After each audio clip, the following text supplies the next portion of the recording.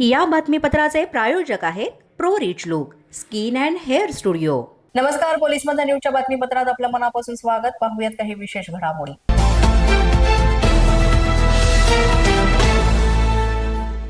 अर्जुनी मोर तालुक्यातील ग्रामबोरी परिसरातील रेती घाटातून मोठ्या प्रमाणात अवैध रेती उत्खनन सुरू असल्याची गंभीर माहिती समोर आले। स्थानिकांच्या म्हणण्यानुसार दररोज तब्बल 50 ट्रॅक्टर ट्रॉली रेती भरून बेकायदेशीरपणे विक्री केली जाते। या धाडसी आणि उघडपणे सुरू असलेल्या अवैध धंद्याला स्थानिक प्रशासनातील काही अधिकाऱ्यांचा मूक आणि थेट पाठिंबा असल्याचा संशय आणि आरोप ग्रामस्थांनी केलेला आहे।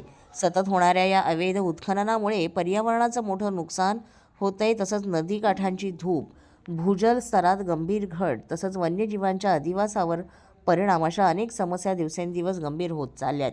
याशिवाय रेती माफियांच्या या बेकायदेशीर व्यवहारामुळे शासनाच्या महसुलाला कोट्यवधी रुपयांचा फटका बसत असल्याचा अंदाज व्यक्त केला जातोय। ग्रामस्थांनी या प्रकाराची सखोल तपासणी करून दोषींवर कठोर कारवाई करण्याची मागणी केली आहे।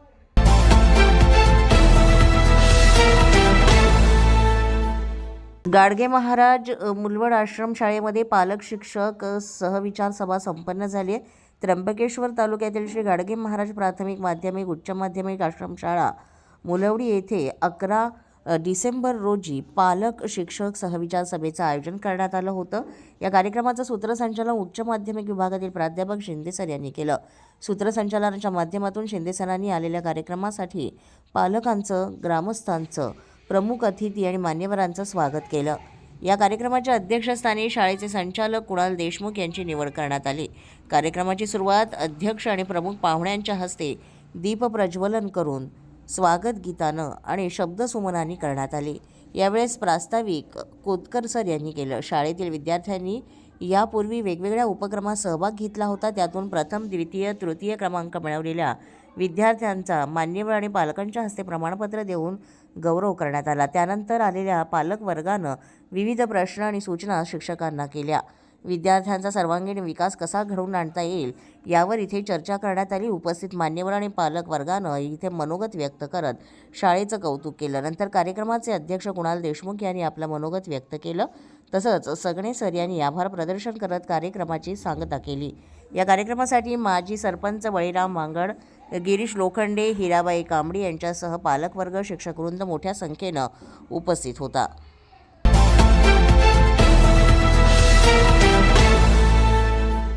धुळ्यातील देवपूर पोलिसांची धडाकेबाज कामगिरी। बंद घराचे कुलूप तोडून चोरी करणाऱ्या टोळीचा 3 दिवसात पर्दाफाश करत 3 जण गजाआड करण्यात आलेत, तसंच मुद्देमाल जप्त करण्यात आलाय। धुळे शहरातील देवपूर पोलीस ठाणे हद्दीतील प्रभातनगर परिसरात एका बंद घरात लक्ष देऊन चोरट्यांनी इथे घरफोडी केल्याचा प्रकार झाला होता। फिर्यादी श्रीकांत बोरकर यांचे मामा प्रमोद धरणगावकर हे वयोवृद्ध असल्यानं पुण्यात मुलाकडे वास्तव्यास आहेत, त्यामुळे त्यांचं घर बंद होतं। याच संधीचा फायदा घेत चोरट्यांनी त्यांच्या घराच्या पुढच्या बाजूचा दरवाजा तोडून आत प्रवेश केला। घरातील LG कंपनीचं वॉशिंग मशीन, फ्रीज, इलेक्ट्रॉनिक वजनकाटा, मिक्सर आणि गॅस सिलेंडर असा एकूण 32,000 रुपयांचा संसार उपयोगी ऐवज लंपास केला होता। या प्रकरणी देवपूर पोलीस ठाण्यामध्ये भारतीय न्याय संहितेच्या विविध कलमांअंतर्गत गुन्हा दाखल करण्यात आला होता।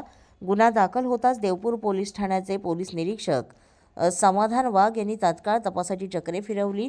गुन्हे शोध पथकानं तांत्रिक तपास आणि गुप्त माहितीच्या आधारे अवघ्या 3 दिवसात या गुन्ह्याचा छडा लावला। पोलिसांनी या प्रकरणी अरबाज उर्फ माया शेख फरदीन खान उर्फ रतीब फिरोज खान आणि उबेद अली उर्फ गोल्या अशरफ अली सर्व राहणार देवपूर धुळे या 3 संशयितांना ताब्यात घेतलं।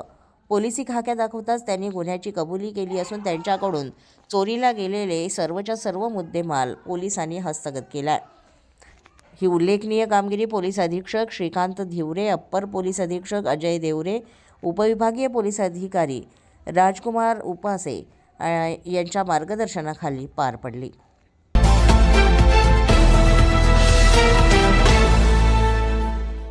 नाशिक शहरातील 2 मोटरसायकल चोरीच्या गुन्ह्यांमध्ये मागील 5 वर्षांपासून फरार असलेला आरोपी गणेश सुरेश पेंगळे याला गुन्हे शाखा युनिट 2च्या पथकानं नैताळे इथून अटक केले। पोलिसांनी दिलेल्या माहितीनुसार नाशिक रोड पोलीस ठाण्यात याबाबत गुन्हा नोंद करण्यात आलाय। गुन्हे शोध पथकानं तातडीनं कारवाई केली। मतोबा मंदिराजवळ तो असल्याची खात्रीलायक माहिती मिळाल्यानंतर पथकानं ही कारवाई केली आणि त्याला ताब्यात घेऊन चौकशी केली असता त्यानं गुन्ह्याची कबुली दिली आहे. वैद्यकीय तपासणीनंतर आता त्याला पुढील कारवाईसाठी नाशिक रोड पोलीस ठाण्यात सुपूर्द करण्यात आलं आहे. ही कारवाई पोलीस आयुक्त संदीप कर्णिक, पोलीस उपायुक्त किरणकुमार चव्हाण, गुन्हे शाखेचे सहाय्यक पोलीस आयुक्त संदीप मेटके यांच्या मार्गदर्शनाखाली सहाय्यक पोलीस निरीक्षक हेमंत तोडकर आणि गुन्हे शाखा युनिट 2च्या पथकानं केली आहे.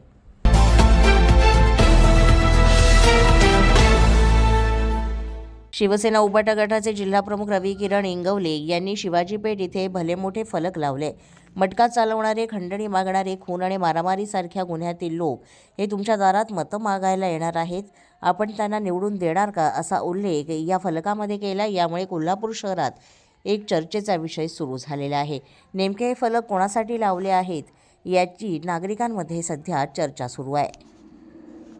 पोलीस माझा न्यूजच्या या बातमीपत्रात आज इतकंच. तुम्हाला आमचं बातमीपत्र कसं वाटतंय याबाबत अवश्य अभिप्राय कळवा.